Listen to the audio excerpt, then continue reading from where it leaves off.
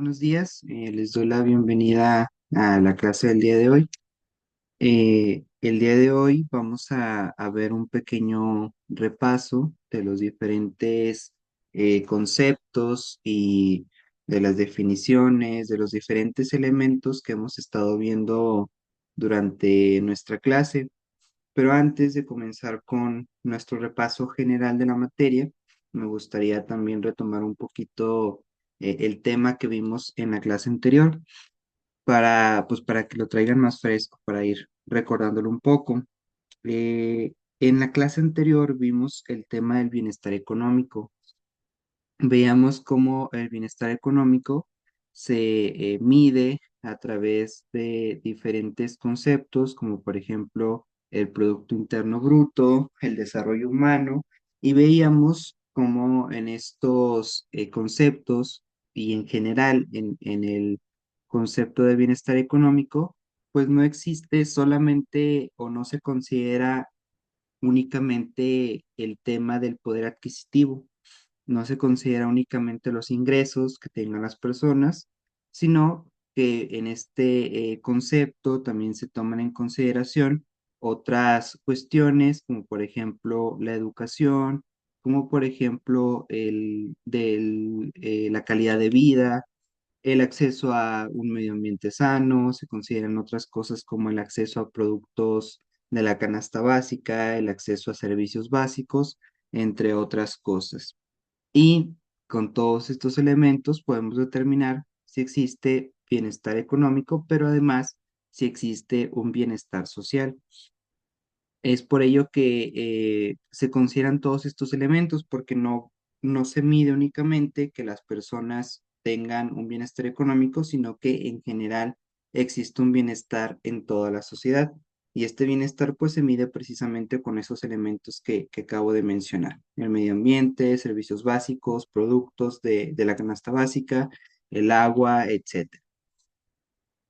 También algo de lo que veíamos en el tema pasado con el bienestar económico es que las empresas y pues también los estados deben generar políticas que permitan un desarrollo sustentable para permitir que futuras generaciones pues también puedan tener este bienestar económico. Entonces, actualmente pues ya se tiene que actuar con esta ética, ya no puede existir una explotación desmedida de recursos como eh, pues en realidad todavía se hace un poco, pero llegó un momento de la historia en donde sí se explotaban estos recursos de manera desmedida, no se estaba pensando en lo que podría pasar a futuro y pues actualmente como empezamos a tener problemas por el tema de esta explotación de recursos, pues ahora ya tenemos que preocuparnos aún más por esto. Entonces se trata de tener, sí, un bienestar económico, pero también de buscar la forma de que este bienestar también alcance a las personas que vienen después de nosotros, a futuras generaciones, para permitir que ellos también tengan este bienestar y pues también puedan explotar los recursos también de manera sustentable.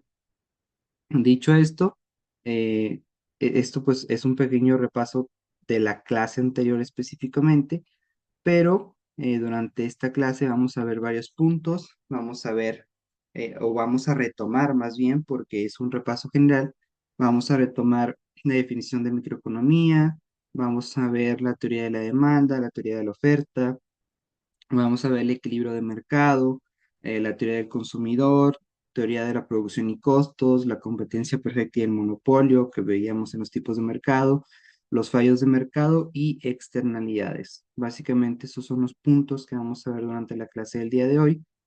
Y recuerden, esto es un repaso, ya los vimos en anteriores clases, todas estas definiciones, todas estas teorías, pero pues me gustaría, me interesó hacer este repaso precisamente para que vayan recordando todos estos temas y para que el día que presenten su examen, pues los traigan más frescos y además, pues para que se les queden, ¿verdad? Lo importante yo creo que es que se queden al menos con algo de lo que vimos durante esta clase.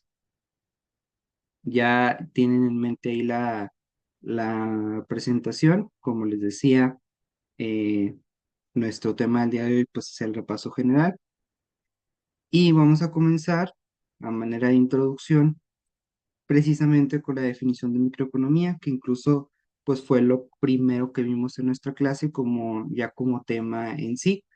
Decíamos entonces en aquella clase que la microeconomía es una rama de la economía que se enfoca en el estudio de decisiones individuales y empresariales y el cómo estas decisiones afectan la distribución y la utilización de los recursos. Es crucial entender cómo funcionan, o más bien, es crucial para entender cómo funcionan los mercados y también cómo los consumidores y las empresas interactúan en esos mercados. Entonces, decíamos en esa primera clase que la economía estudia tanto a los individuos como a las empresas y básicamente el cómo interactúan los individuos y las empresas en los mercados, en cómo funcionan los mercados. Es por eso que a lo largo de toda esta materia hemos visto precisamente la teoría de la oferta, la elasticidad de la oferta, la teoría de la demanda y su elasticidad. Hemos visto mercados de factores, hemos visto los factores de producción, porque los factores de producción se encuentran todos en la empresa. Precisamente la empresa es quien hace funcionar estos factores de producción. Entonces, precisamente por eso se dice que el objeto de estudio de de la microeconomía también son las decisiones empresariales, eh, y evidentemente las decisiones individuales, ya que hemos visto también cómo la elasticidad de la oferta y la demanda, el cómo los mercados de factores influyen también, o más bien el cambio de los precios por el cambio de algún factor, influyen también en las decisiones de de los consumidores. Entonces, por eso es que hemos visto todos estos temas, porque desde un principio vimos que que la economía tiene este objeto de estudio: empresas, consumidores y el cómo interactúan los consumidores en los mercados. También por eso hemos visto los tipos de mercados. También decíamos que la economía tiene distintas aplicaciones. Es una ciencia que se puede aplicar o bueno, más bien, es una rama de una ciencia que es la economía, que se puede aplicar en diversas áreas, además de la economía.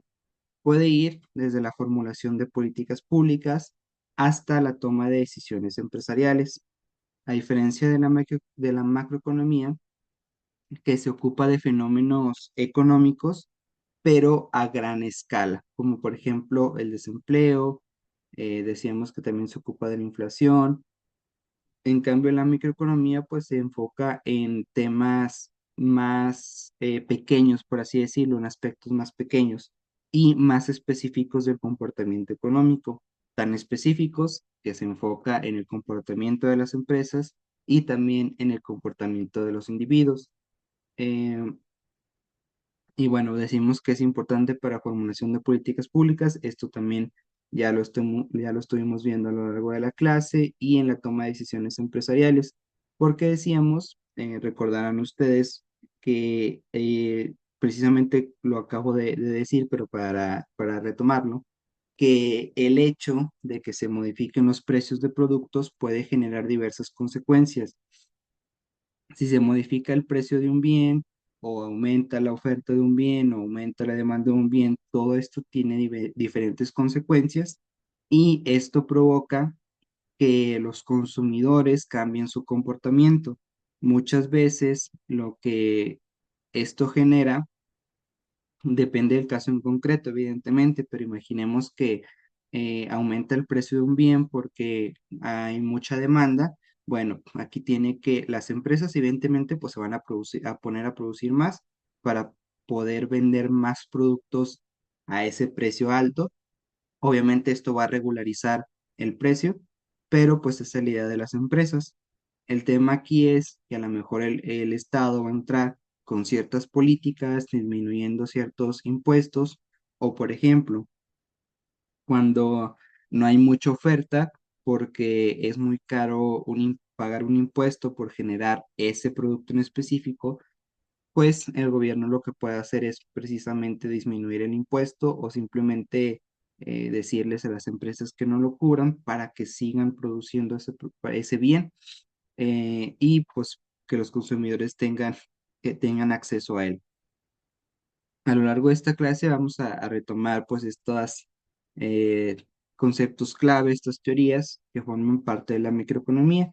Ya retomamos el primero, que es la definición, que es lo que vimos en la primer, en la primer clase, que yo creo pues es lo más importante que retomar porque de aquí partimos. Como pues ya les expliqué un poquito, pues partimos precisamente de esta definición para saber cuál es el objeto de estudio y cuáles son todos los elementos de la microeconomía. Bueno, aquí está en la diapositiva donde veíamos el tema de la importancia, veíamos cómo la microeconomía se aplica en diversas áreas, decíamos que va desde las políticas públicas hasta la toma de decisiones empresariales, o sea que sí tiene trascendencia más allá de las empresas y los individuos, más que nada por por las consecuencias que genera, los resultados que genera. Como segundo punto, tenemos la ley de la demanda o la teoría de la demanda. Eh, la ley de la demanda establece que ceteris paribus, es decir, estando todas las cosas iguales o el resto de las cosas iguales, cuando el precio de un bien o servicio disminuye, la cantidad de ese bien o servicio aumenta y también viceversa. Básicamente, es muy sencillo comprender la ley de la demanda y hay distintas formas de comprenderla. Como decíamos, cuando el precio de un bien o servicio disminuye, la demanda va a aumentar. ¿Por qué? Porque ese bien o servicio es más barato y es de más fácil acceso para todos los consumidores. No todos los consumidores, recuerden ustedes, tienen el mismo nivel, el mismo poder adquisitivo, perdón, no tienen el mismo nivel económico y no tienen las mismas posibilidades.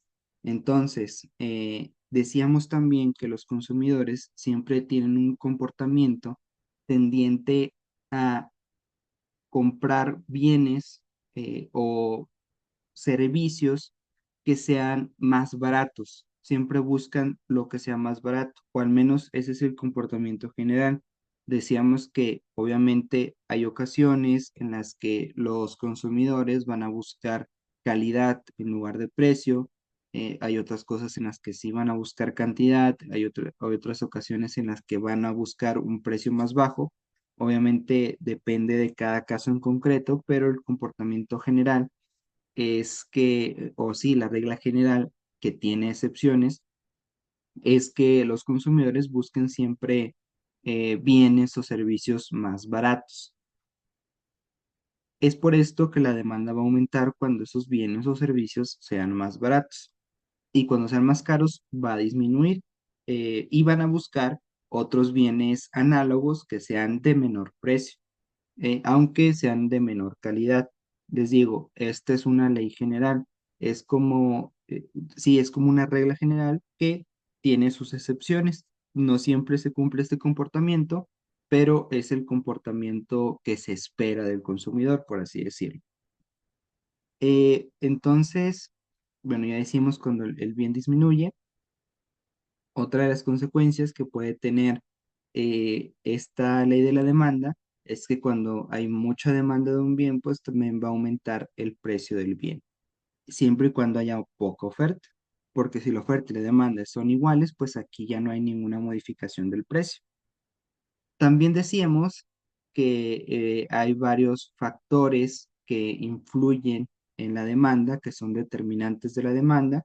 Estos factores incluyen el ingreso de los consumidores, los precios de los bienes, tanto los sustitutos como los complementarios, también los gustos y preferencias, y las expectativas sobre futuros precios e ingresos de la demanda. Todos todos estos factores determinan el número de consumidores que hay en el mercado. Les decía, si los precios disminuyen, pues obviamente va a aumentar la demanda. Si también los consumidores tienen un mayor ingreso, pues va a aumentar la demanda porque tienen un mayor poder adquisitivo. Si ellos prefieren un bien sobre otro y van a comprar ese bien a pesar de que aumente de precio, bueno, pues la demanda se va a mantener sobre ese bien.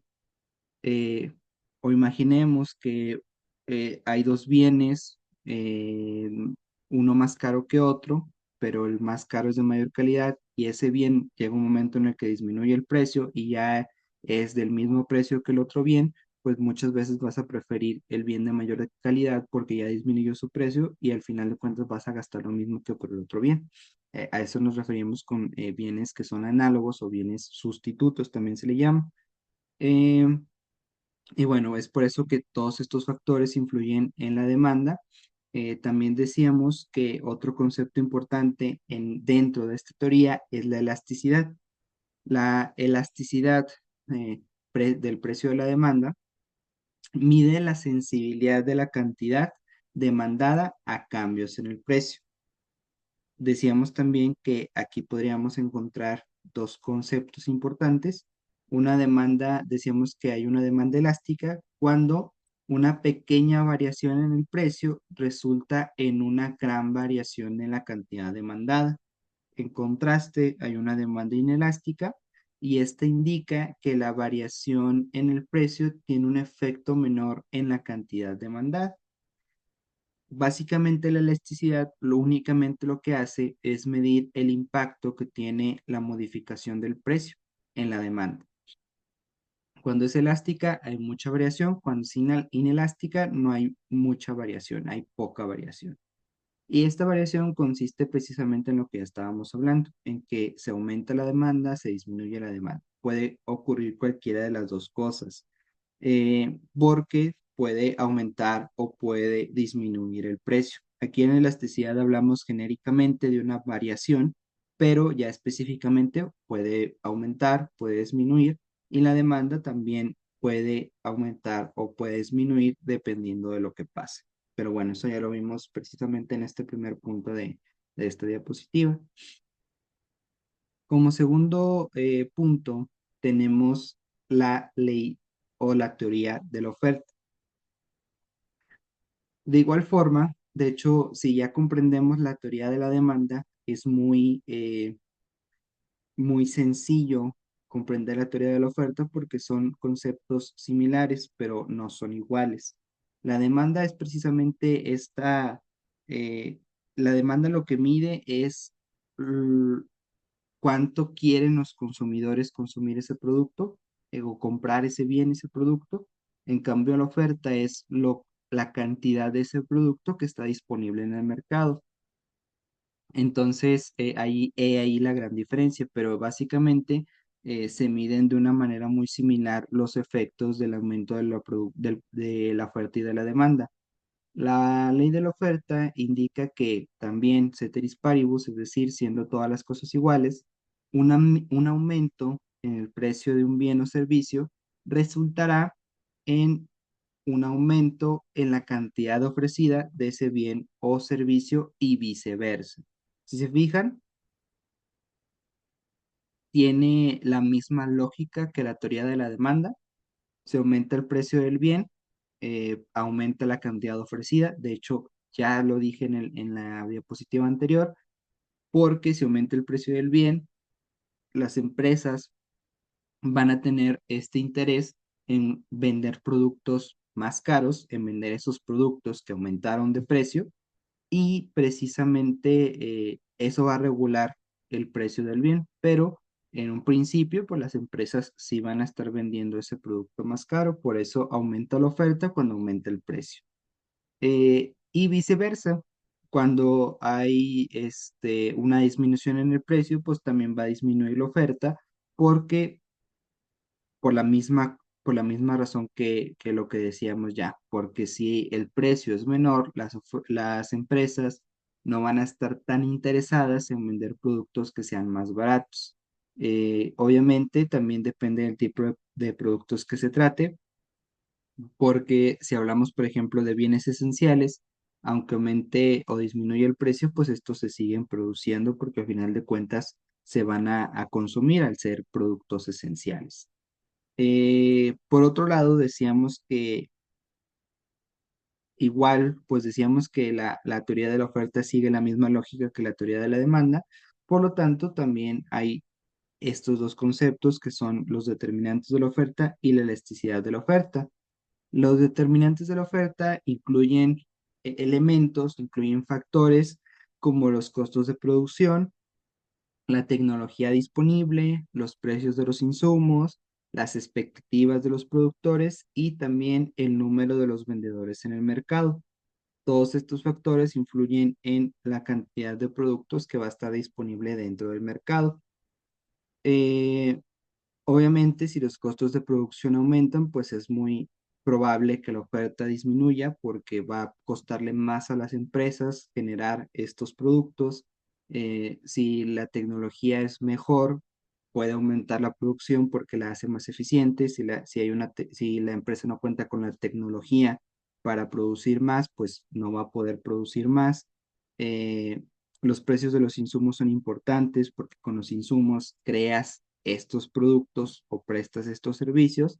Entonces, si aumenta el precio del insumo, muy probablemente vas a producir menos y por lo tanto la oferta va a disminuir. También está el concepto de la elasticidad precio de la oferta, que mide la sensibilidad de la cantidad ofrecida a cambios en el precio.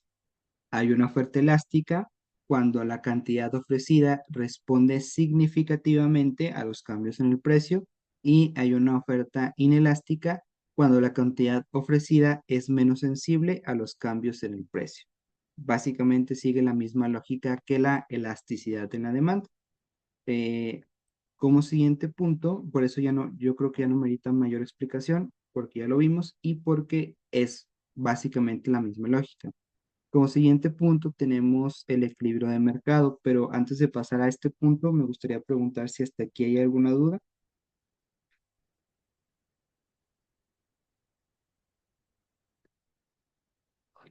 Bueno, si no hay ninguna duda, vamos a ver este punto del equilibrio del mercado. Vamos a comenzar con una pequeña definición precisamente, que es la que están viendo en la diapositiva. El equilibrio de mercado, decimos que se alcanza cuando la cantidad demandada de un bien o servicio iguala la cantidad ofrecida, resultando en un precio de equilibrio. En este punto, no hay tendencia a que el precio cambie, ya que el mercado ha limpiado cualquier exceso de demanda o de oferta. Entonces, en este equilibrio de mercado hay una cantidad demandada de un producto, pero la cantidad ofrecida de ese producto es igual a la cantidad demandada. Evidentemente, esto es demasiado difícil de conseguir. O sea, yo creo que es más un concepto teórico que no se aplica mucho en la práctica, porque es muy complicado conseguir que exista una cantidad demandada igual a una cantidad ofrecida. Es muy, muy, muy complicado. Pero bueno, pues está este concepto. Pero les digo, es complicado que se dé esa situación. Yo creo que este, es más fácil que exista variación en los precios por existir variación en la oferta y la demanda. Aquí en el equilibrio de mercado también veíamos otros dos temas, otros dos puntos que son importantes.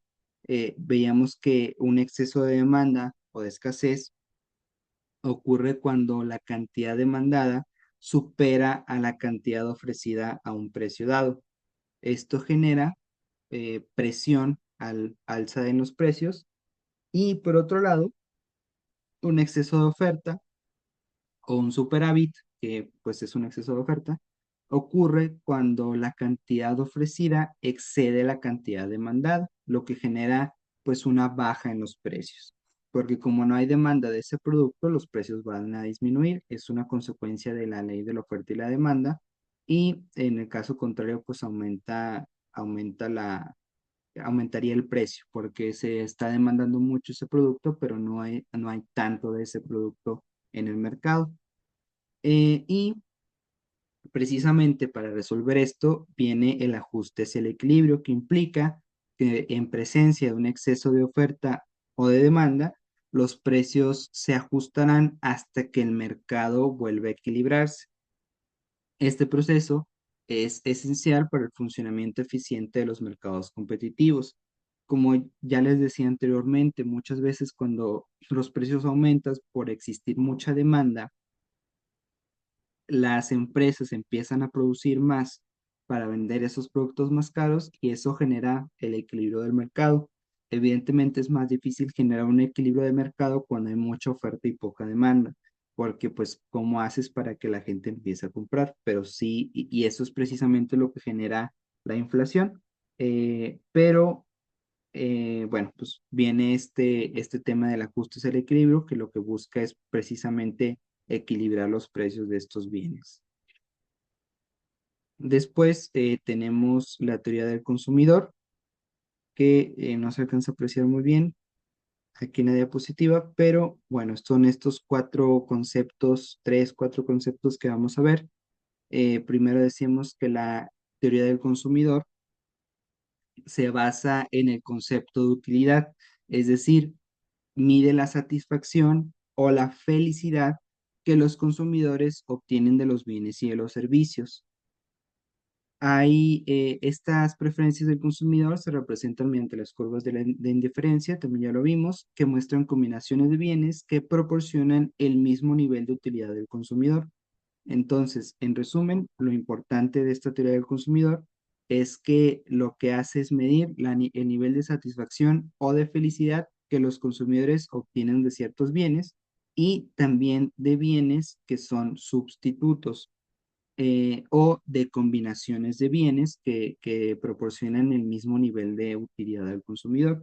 Hay veces que el consumidor no puede adquirir o no puede encontrar el bien que estaba buscando, pero al final de cuentas busca una combinación de bienes que le generen esa misma satisfacción o busca un bien que sea similar y con ese genera la satisfacción. eh, Decíamos que la pendiente de una curva y de indiferencia en cualquier punto se llama tasa marginal de sustitución, que ese es otro tema que vimos en las clases, y esta tasa nos muestra la cantidad de un bien a la que un consumidor está dispuesto a renunciar para obtener una unidad adicional de otro bien, manteniendo la misma utilidad. Me voy a ir un poquito más rápido porque ya me saltó aquí el aviso de que nada más quedan 10 minutos, pero sí terminamos todos los temas. Y por otro lado está la restricción presupuestaria, que representa las combinaciones de bienes que un consumidor puede adquirir con un ingreso dado y los precios de los bienes. El equilibrio de un consumidor se alcanza donde una curva de indiferencia es tangente a la línea de restricción presupuestaria, indicando la combinación óptima de bienes que maximiza la utilidad del consumidor dado su presupuesto. Recordemos que en la clase precisamente en que vimos la teoría del consumidor, decíamos esto, que algo que influye en que una persona consuma o no un bien, además de su disponibilidad en el mercado, es la restricción presupuestaria. Decíamos que el comportamiento general del consumidor es adquirir los bienes a un precio más bajo, precisamente por la restricción presupuestaria, porque el consumidor va a determinar cuánto está dispuesto a gastar o cuánto puede gastar en un bien o unos bienes determinados. Por otro lado, tenemos la teoría de la producción. Aquí la función de producción describe la relación entre la cantidad de insumos, perdón, utilizados en la producción y la cantidad de output, es decir, en la cantidad de productos que se producen, o bueno, de bienes producidos, para no sonar redundante. Esta función puede tener diferentes formas dependiendo de la tecnología y del proceso productivo. Recordemos que en las clases pues ya les expliqué ese tema de por qué la tecnología es importante, ya que hace que la producción sea más eficiente. Por otro lado, tenemos la ley de los rendimientos decrecientes, que establece que a medida de que se añaden unidades adicionales de un factor productivo, de un factor de la producción, tierra, trabajo, tecnología, capital, manteniendo constante los demás factores, eventualmente la tasa de aumento en la producción pues va a comenzar a disminuir. Decíamos que de nada sirve a lo mejor aumentar el número de tierra con la que cuentas para sembrar si no aumentas el número de trabajadores que trabajen esa tierra. O si llegas a aumentar el número de trabajadores, por ejemplo, en un primer momento sí va a aumentar esta producción porque tienes más trabajadores que te generan una mayor producción en un menor tiempo, pero eventualmente ya no va a ser tan útil tener tantos trabajadores si no cuentas con más tierra que trabajar. Eh, y bueno, también aquí en este punto hablábamos de los costos de producción. Decíamos que se dividen en costos a corto y a largo plazo. A corto plazo, pues algunos factores de producción son fijos, mientras que otros son variables. Y a largo plazo, pues todos los factores de producción son variables, lo que permite a las empresas pues ajustar todos sus recursos en respuesta a cambios en las condiciones de mercado. Antes de pasar al siguiente punto, que ya es el penúltimo, ¿hasta aquí hay alguna duda?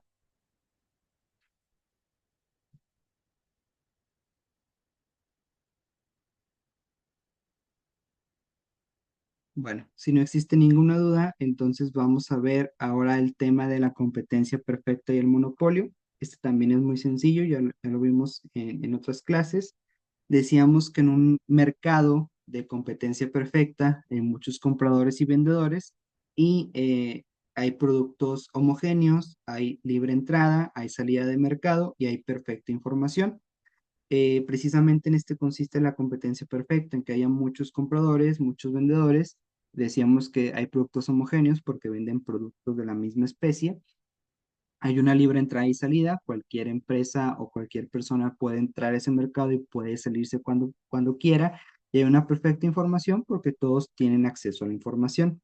Aquí las empresas son tomadoras de precios, lo que significa que no tienen un poder para influir en el precio del mercado.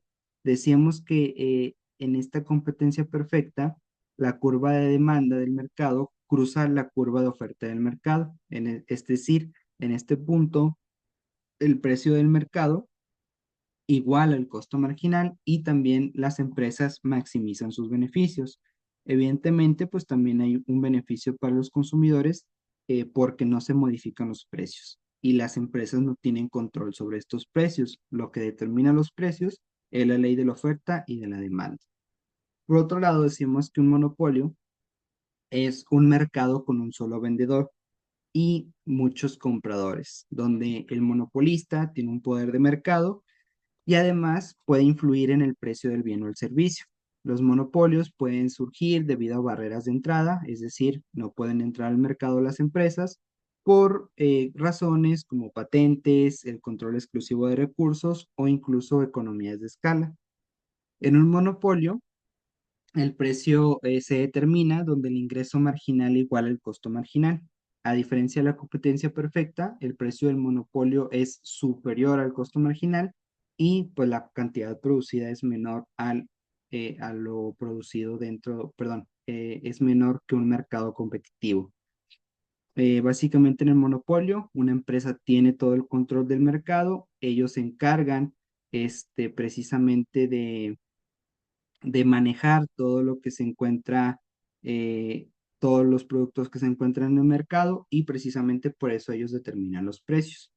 Como último punto tenemos los fallos de mercado y externalidades. Los fallos de mercado ocurren cuando el mercado no asigna los recursos de manera eficiente, resaltando una pérdida en el bienestar social precisamente. Hay diferentes causas de fallos en el mercado, entre estas están las externalidades, los bienes públicos y también las asimetrías de la información. Las externalidades son efectos secundarios de la producción o consumo que afectan a terceros no involucrados en la transacción económica. Y estas externalidades pueden ser positivas, es decir, pueden traer beneficios externos o pueden ser negativas porque pueden traer costos externos. Ejemplos de estas externalidades pues pueden ser la contaminación, esto es una negativa, y también puede ser la educación, que esta sería pues una externalidad positiva. Los bienes públicos pues son excluibles y no son rivales. lo que significa que no se puede impedir que alguien los use y el uso de una persona pues no reduce la disponibilidad para otros. Por ejemplo, el aire limpio, que es un bien que puede utilizar cualquier persona y el hecho que alguien lo use no impide que otra persona lo pueda llegar a usar. Por otro lado, la información asimétrica, que decíamos que es una causa de este fallo en el mercado, ocurre cuando una de las partes en una transacción tiene más información que la otra, lo que nos puede llevar a problemas con como la selección adversa, perdón, y el riesgo moral. Pero precisamente estas soluciones a los fallos del mercado tienen una solución. Estas soluciones incluyen una intervención gubernamental para regular estas cuestiones, como por ejemplo los impuestos, como por ejemplo subsidios, para corregir estas externalidades, o también la provisión de bienes públicos y la regulación para evitar las asimetrías de la información, es decir, para que todos estén en un plano de igualdad y tengan el mismo acceso a la información. Básicamente, con esto terminaríamos. Eh, en nuestro repaso general del día de hoy, recuerden que si tienen alguna duda después de esta clase, no duden en contactarme por medio de la plataforma y ahí sin ningún problema les ayudo a resolver cualquier duda que tengan. Dicho esto, pues es todo por la clase de hoy. Les agradezco mucho su atención y nos estamos viendo en una próxima clase. Muchas gracias.